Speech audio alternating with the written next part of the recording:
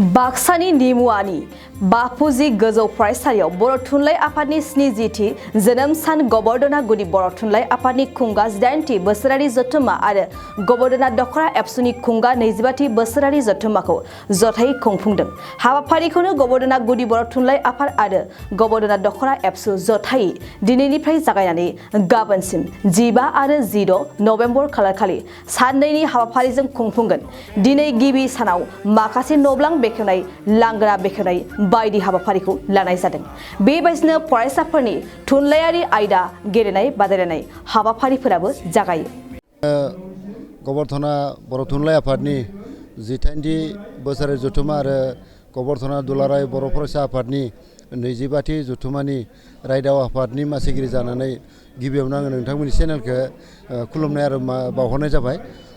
जोंनि दिनै बे बर' थुनलाइ आफादनि जोनोम सानखौ लोब्बा लाखिनानै जोंनि दिनै 15 नभेम्बर बेनि जोंनि गिबि हाबाफारिमोन। बे दिनै गिबि हाबाफारियाव जोंहा गाहाय दरखं बेखेवनाय दंमोन, बे हाबाफारि थांबाय। बेनि उनाव दंमोन जोङो गाहाय साइनेसारि बेखेवनाय, आरो बेनिफ्राय दुलाराय बर' फरायसा आफादनि थान्दै बादा दंमोन, बेखेवनाय थांबाय।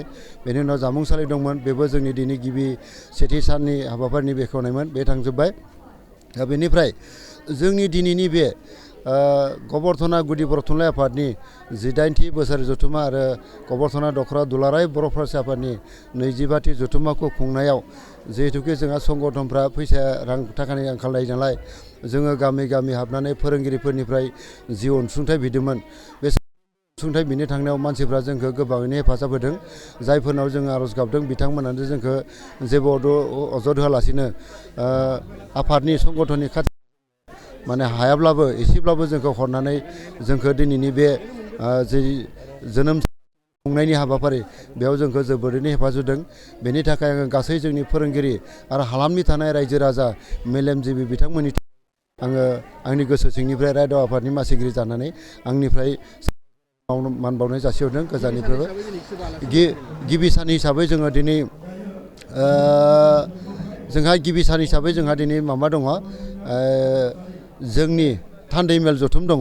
बे थान्दै मेल जथुमाव जोङो जोंनि बे थान्दै मेल बेखेवगिरि हिसाबै जोंनि मोनसे समनि दुलाराय बर' फरायसा आफादनि बारग' आफादगिरि सुरेन बर'खौ जोङो थान्दै मेल बेखेवगिरि हिसाबै दिनै लानाय जादों।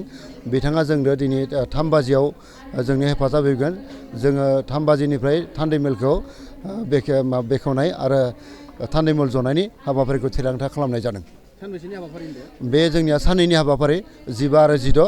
गाबोन दिनै जोंहा सेथि हाबाफारि थांबाय। फरायसा आफादनि खन्थाइगिरि जथुम दं, दा सोलिबाय दङ। बेनि उननिफ्राय जोङो बेलासिनि 3 बाजियाव जोङो थान्दै मेल जगोन। बेनिफ्राय मोनाबिलिनि 7 बाजियाव जोंहा जायगानि खनगिरिफोर दङ, बिथांमोना खनफैगोन। बेबायदिनो जोंनि 8 बाजिसिम जोंनि दिनैनि जोबगोन। नैथि सानाव जोंहा दिनै गाबोन जोंहा गिबियावनो बर' थुनलाइ आफाद आरो बेनिफ्राय दखरा दुलाराय बर' फरायसाफोरनि फिरफिला बिरनाय थागोन गिबियावनो। बेनि उननिफ्राय जोंहा गेवलां मेल दं।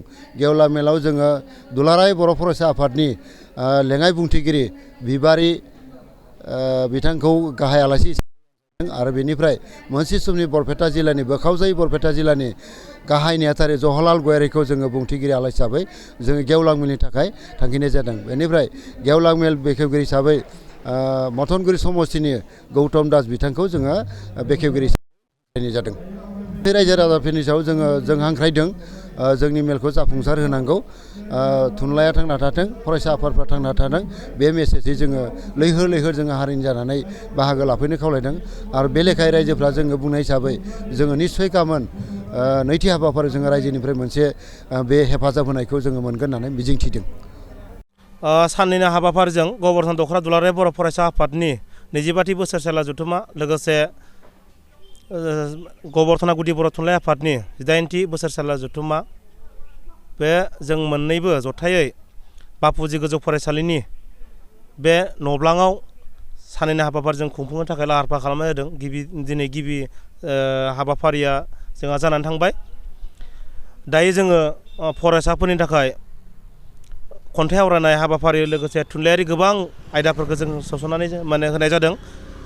आरो बेनि अनगायैबो जोंहा बेलासि 3 रिंगा जानाय लोगो लोगोनो बर' थुनलाइ आफादनि जेरै गबर्धना गुदि बर' थुनलाइ आफाद लोगोसे गबरधना दख'रा दुलाराय बर' फरायसा आफादनि थान्दै मेला जोंना जागोन आरो बे थान्दै मेलनि गेजेरजोंनो जोंनि मोननैबो आफादनि गबरधना दख'रा एबसु आरो लोगोसे गबरधना गुदि बर' थुनलाइ आफादनि मोननैबो आफादनि गोजाम आफादा सेफायजानानै गोदान आफादा दिनै दाफुंजागोन आरो गाबोन जोंहा गेवलां मेल दं। बे गेवलां मेलाव बेखेवगिरि महरै बिथां गौतम दास EM BTRनि बिथाङा जोंनि गेजेराव सफैगोन। लोगोसे गाहाय आलासि महरै सफैनो हागोन जोंनि गेजेराव दुलाराय बर' फरायसा आफादनि लोगो बुंथिगिरि बिथां बिबारि बर' बिथाङा गाबोन जोंनि गेजेराव सफैगोन आरो बेबायदिनो जोंनि गाबोननि गेवलां मेला मोजां जाफुंगोन होननानै आं सानो।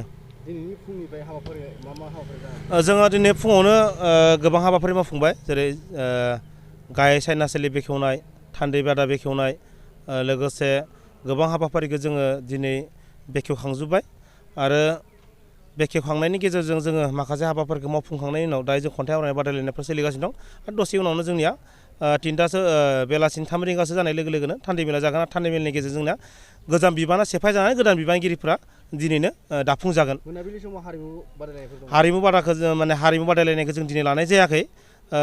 जोंना माने थान्दै मेलानो जोंना खोब जों माने हरसेनि गेजेराव जेनेबा मा होनदों वान सेटिंजोंनो जोङो खेबसे जगासेजों जोङो मा होनदों थान्दै मेलखौ सेफायनो नागिरदों, जिहेतु जागायगोन आरो फोजोबगोन खेबसेयैनो, ओंखायनो जोङो गोबाव जागोन बेनिखायनो जोङो दिनै कालसार नाइटखौ लानाय जायाखै।